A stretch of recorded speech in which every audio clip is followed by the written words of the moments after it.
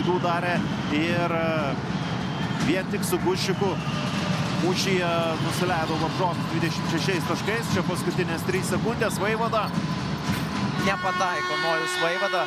Taigi po pirmųjų 10 Perlo komandos ataka, Belevičius prie jo. Kyla ir Vilkas, kyla Žauneriūnas. Rokas Stankevičius priima perdavimą su dvigubinta gynyba. Nėra ką daryti Stankevičiui, tenka nusimesti ties perimetru.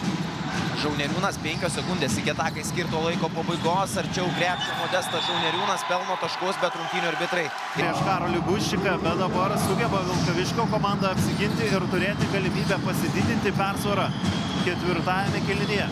Stankevičius, Bašarausimas.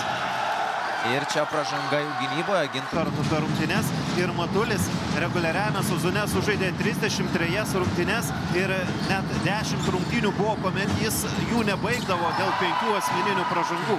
Titas Suduvo Mantinga ir kalbėjau apie tą faktorių, na, kas geriau, ar turėti tą pertrauką po reguliaraus sezono, ar būti žaidybinėme ritme. Vakar Suduvo Mantinga sunkiai įsivažiavo, bet galiausiai Žalgirio Perlas turėjęs 2 sunkesnės minutės, vis tik nepaleido visiškai į priekį jurbarkiečių, yra per vieną metimą.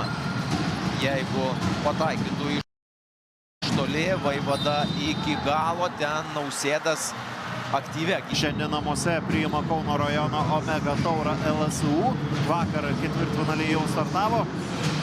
Suduvo Mantinga serijoje pirmauja 1-0. Palangos Olimpas taip pat. O kalbant apie šią porą, antrosios rungtynės Vilkaviškyje vyks kovo, nugaliojo Vytį. Danisevičius ten surado puikiai kirtus arčiau krepšio Karolį Kokošką.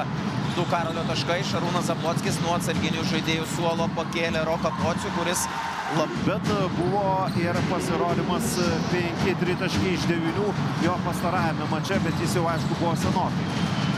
Perlo ataka.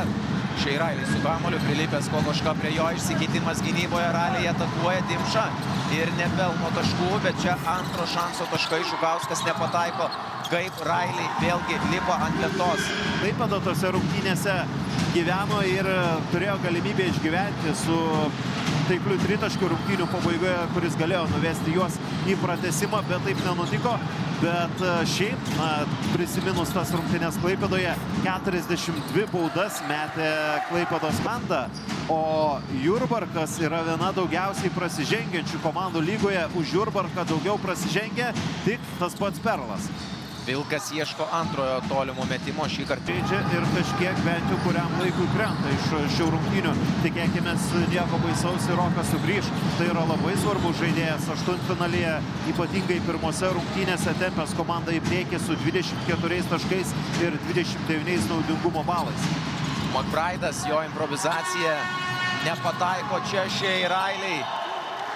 Kyla dar kartą į antrą aukštą. Suoja Karolį Guščiką, kuris kol kas tik 2 taškus yra pelnęs, praradęs 3 kamuolius, turi 2 pražangas. Guščikas šiuo metu nerungtyniauja ir kuomet jo nėra, labai svarbu, kad Dimša savo dalykus padarytų, ką gali geriausiai, ir tą jis daro. Dabar aišku nepavyks apsikti. Po ilgesnės pertraukos aikštėje šeimininkai priekyje. Bašarauskas, Railiai. Kviečiasi Vaivada, Vaivada su kamuoliu, 10 sekundžių iki atakai skirto laiko pabaigos. Nusimeta Pociui, Pocius vieną tolimą metimą pataiko, šauna dar vieną dabar. Galbūt dabar jau nebe tiek aktualu, bet užbaigsiu mintį apie Guščiką. Jis reguliarųjį sezoną užbaigė per pastarąsias 3 rungtynes, rinkdamas po beveik 15 taškų ir 23 naudingumo balus. Šiandien Guščikas kol kas su 4 taškais savo spurtu nutraukė tą Jurbarko komandos bėgimą į priekį.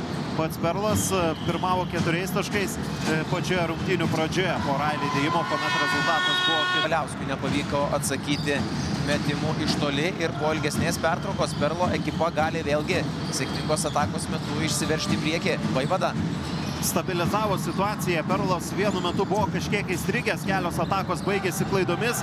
Dabar vėlgi klaida, puikiai Ulanovo gynyba. Čia jau aukščiausia. Netrukus pradės tiksėti trečiajame ketvirtyje. Turėtų kažkas kilti priimti šio perdavimo. Rokas Stankevičius su juo. Vėlgi Žukausko rankose kamuolys. Kaip dirba Rokas Pocius, bandydamas ten pastatyti kokybišką užtvarą Žukauskui. Čia Pocius akivaizdžiai ieškojo, praguoja netaikliai.